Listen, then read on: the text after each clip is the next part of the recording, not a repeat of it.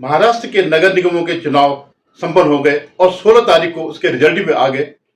BJP और शिवसेना के महायुति ने जो है पूरे राज्य में सफाया कर दिया विपक्ष का। ऐसी प्रचंड जीत जो है कभी किसी भी पार्टी की नहीं हुई है। आप उस दौर को छोड़ दीजिएगा जब कांग्रेस का किसी जमाने में, बात की बात किसी जमाने में हुआ करता, जब पंचायत से लेकर के राष्ट्र तक उनका वर्चस्व हुआ करता। लेकिन नए दौर में ये काफी वर्षों बाद ऐसी कोई स्थिति आई है।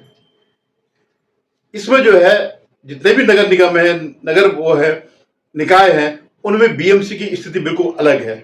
उसका अपना अलग ही महत्व है, जिसके लिए ठाकरे बंधुओं ने बहुत कुछ दांव पे लगाया और उनके लिए जो है ये ऑक्सीजन था, ये प्राणवायु थी बीएमसी की।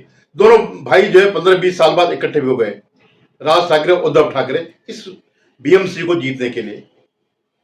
और 17 तारीख को दावोस के सम्मेलन भाग लेने के लिए महाराष्ट्र के मुख्यमंत्री देवेंद्र फडणवीस भी चले गए हैं। यहां तक सब ठीक है। उसके बाद स्थिति थोड़ा बदल गई है। शिवसेना, असली शिवसेना यानी शिंदे की शिवसेना के जो जीते हुए 29 विधायक है, वे एक होटल में बंद हो गए। ये जो है पूरे उसमें भ्रम की स्थिति पैदा कर रहा है कि ये क्यों बंद हुए, क्यों चले गए। और इससे पूरा जो है अफवाहों का दौर फैल गया पूरी सोशल मीडिया में।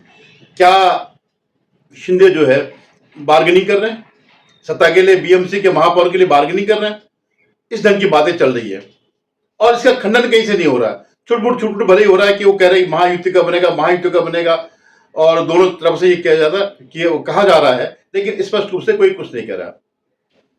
अगर शिंदे ये सोचते हैं तो बहुत गलत सोचते हैं, क्योंकि ऐसे ही धोखा उद्धव ठाकरे ने भी दिया था 2019 में, और आज उनकी दुर्गति हो गई है।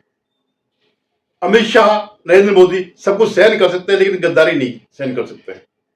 आज देखिए इनकी हालत क्या हो गई है।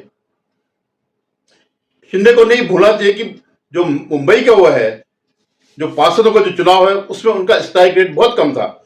अगर बीजेपी अकेले चुनाव लड़ती मुंबई में, पूरी 237 सीटों पर लड़ती, तो शायद वो बहुमत से भी बहुत आगे चले जाती इनकी तरह। और ये क्या है, 90 में से केवल 29 सीट जीते। तो इस चीज को ध्यान में रखना चाहिए। और आज ये जो है शिवसेना अगर पैन महाराष्ट्र की दूसरी अगर सबसे नंबर 1 पार्टी है, तो उसके पीछे कारण बीजेपी है।